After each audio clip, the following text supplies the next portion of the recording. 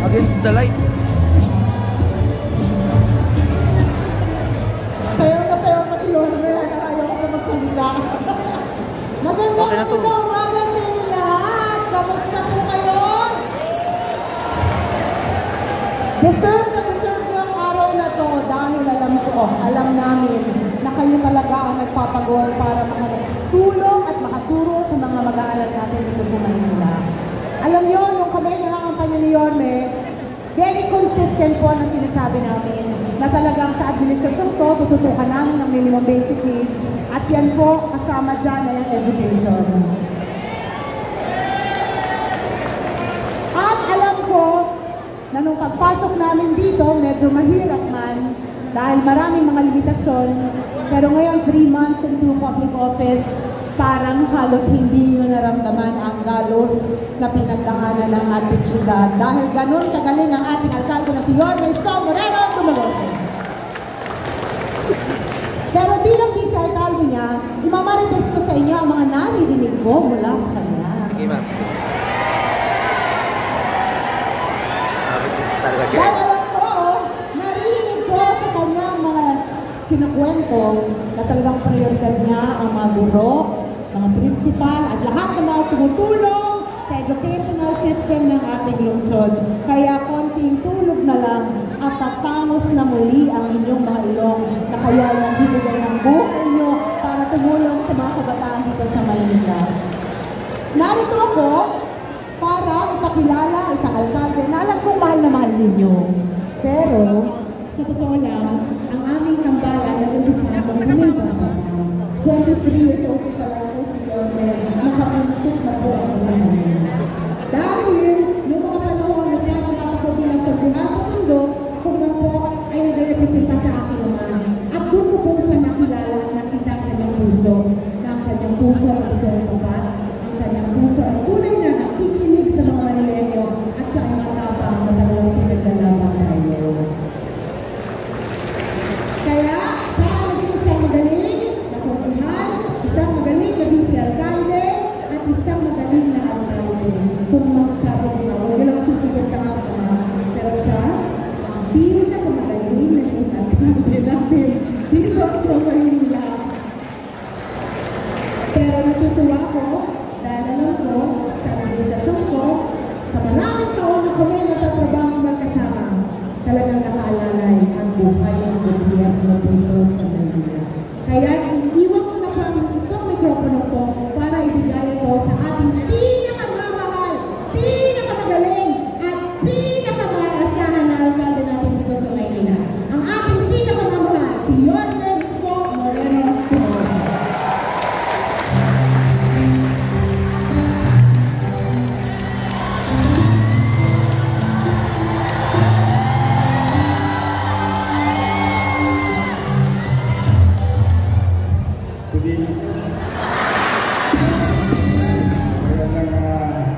Umaga sa inyong lahat, palakpakan natin ang ating Vice Mayor Chief, at siyempre ang ating Superintendent, Marisa Lumeda, at kanina, yung mga may asim pa. Lag-lag ang mga dila. Kaya ba? Wala ba kayo ng asim pa? Sa ating mga principal, palakpakan natin sa ating mga supervisor.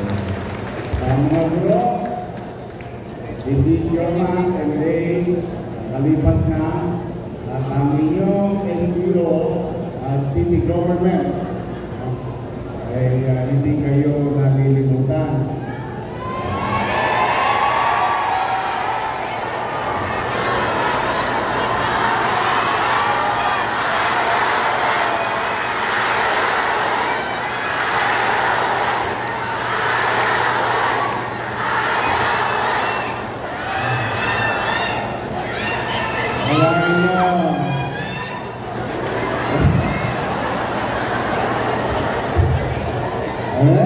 Abril, Mayo, Junio.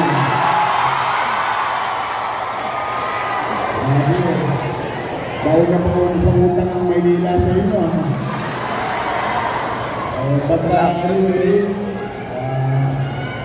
As you can see, we're really trying to do our best with the fiscal situation of the city. Kagabi, natutuwa naman ako sa pamamalimos natin. Nagbubunga. Last night, we just lighted the entire 4.1 kilometers, 1,162 lights, at 24,000 lumens covering 32 barangays. At nakuha natin for free 20.8 million pesos para maging ligtas lamang ang mga nagmamaneho. Love you, may asip mo yun. Para maging ligtas man lamang ang mga mahal natin sa buhay, nagmamaneho ng 4 na gulong at 2 gulong sa loob ng Skyway. At sino mang dadako sa Maynila. And recently, we've been receiving a lot of donation. Marami tayong kinakaharap internally, fiscally, but rest assured, whatever the city owes you, lista nyo sa tubig yan, huwag kayo magalala. Charot. Then, sila na yung laptop.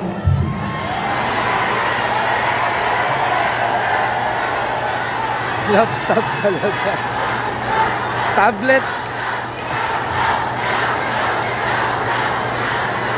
Oo, sa totoo na, yung totoo lang istiya, para naman real talk tayo sa akin mga guro. Lahat ng pinakamaganda na maaaring gamit o gusali o silid para lang, yun pangarap ko lang sa inyo. Sa totoo lang, kung kakayanan lang ng syudad, without battling an eye, I'll give it. Sa totoo lang. Kaya lang talagang ang iniwan sa amin, bukod sa 2 bolt sa City Hall, bakit niya ba may bolt? May flat control naman. I just realized it now. But with all the challenges na naiwan sa atin, kay mag-alala, sanayan mo nang wala. Nakaraos ako sa awa ng Diyos. Kaya kung manatag kayo, iraraos ko din kayo pagdating. Hindi ako titigil. Basta lahat ng obligasyon ng nakaraan, kikilalanin ko. Ano lang talaga, medyo yay-yay lang. Kasi wala naman kayong dapat ipangapa sapagkat ang pamahalaan ito ngayon ng lungsod ng Maynila ay nakatuon at mamumuhunan sa konsepto ng pamamahala na tinatawag MBN. Minimum Basic Needs. Housing, education, healthcare, and jobs. 4 pillars. For our team is 4 na programang pupuhunan at pinupuhunan ang inyong pamahalaan upang ipataas ang antas ng pamumuhay ng tao. That is my vision. That is my goal. And that is my dream for every families in the city of Manila. Kaya, sakto, nandun kayo. Kaya pagkalala, may kumbaga sa Saranggola, meron kayong kilya. Lamang na lamang kayo. At ang inyong superintendent at school board, no matter what time, malay nyo, good things come to those who wait. Ito yan, Kung kinakailangan, gumapang ako. Makaraos lang tayo. We'll do our best. But for now, mga minamahal kong guro, ma'am, sir, I love you.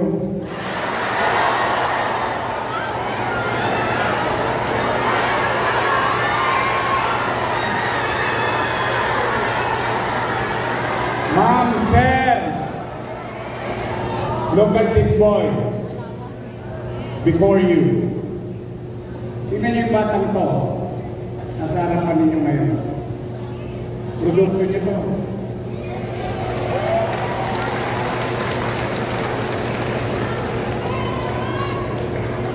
Tulungan Center, Rosario Almario Elementary School, Tondo High School.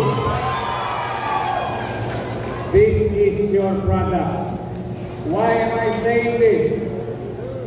Marami kayo mga mag-aaral sa silid-aralan. Minsan tulala.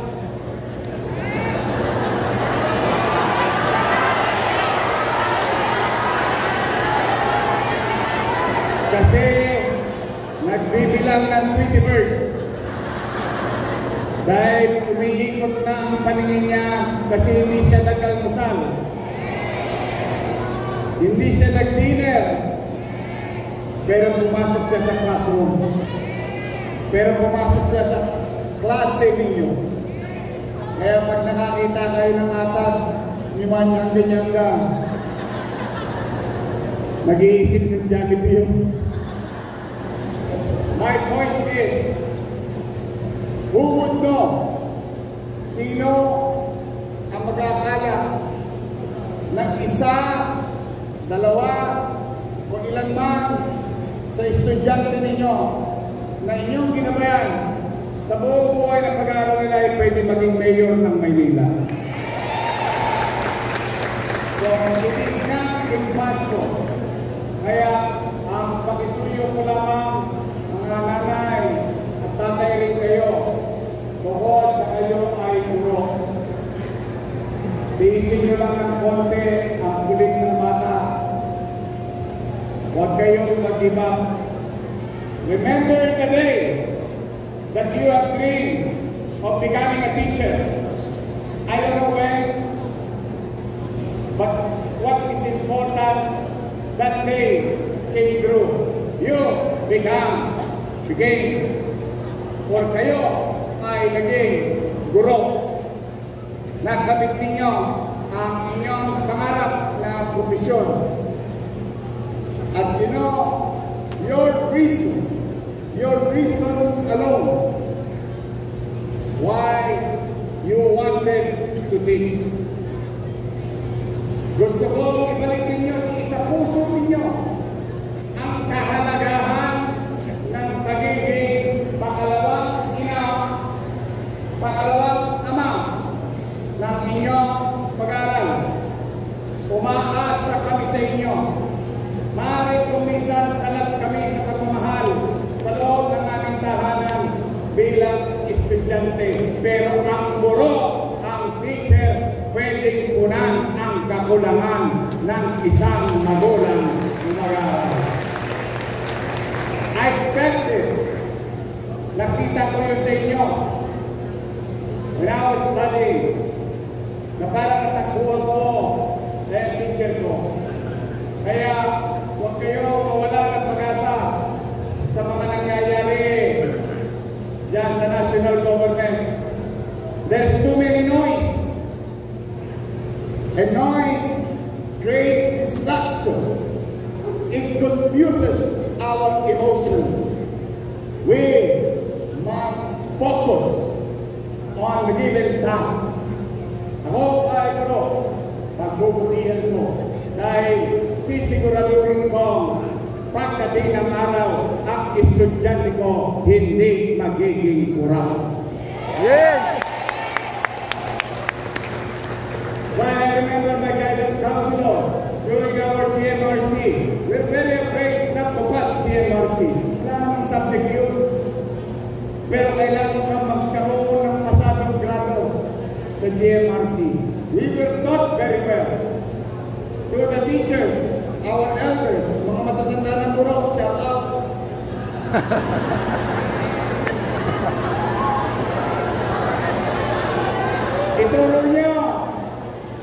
Ituro nyo, kabayan ninyo ang mga bago at magagandang gwapo nating guro sa ngayon.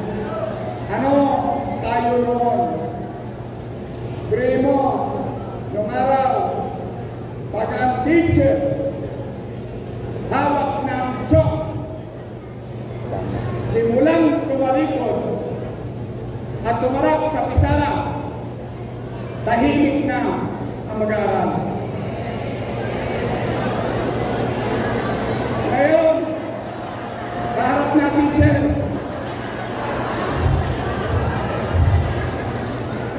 masyadong naging sport ang mga estudyante.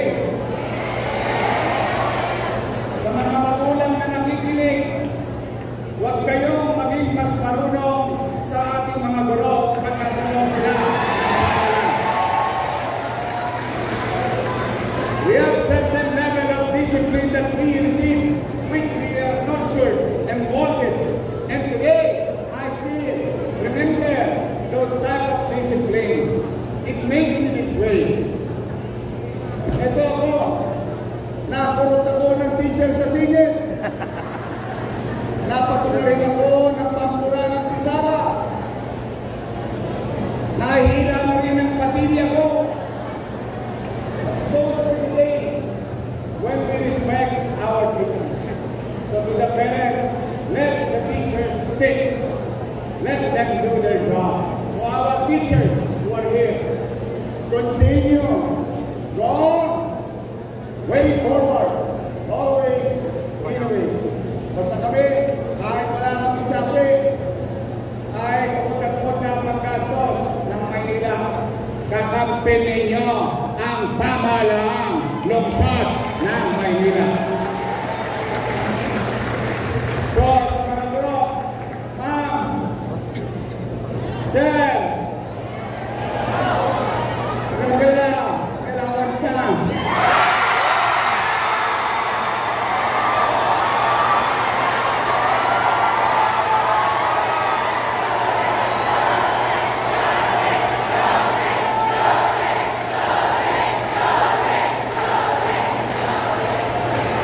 Huwag lang kayo masyado maghanap, ha? Kasi tinatawid ko. Ano na? Guide na tayo. Pero makakaraos din yan. But whatever I owe you, as your mayor and your city government will be recognized. We will recognize. And we will fulfill that kind of obligation. So sa inyo lahat, Happy Teacher's Day!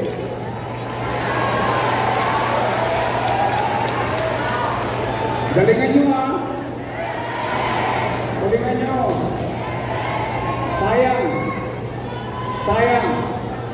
Sayang.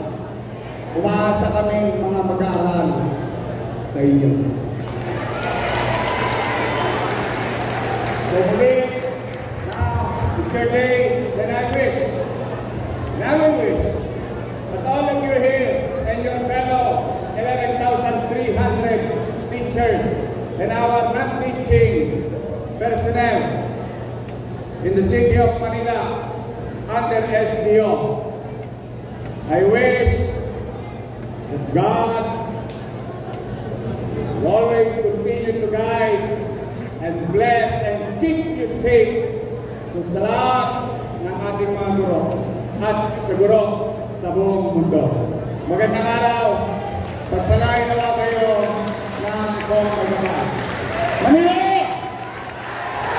God bless. Thank you. Maraming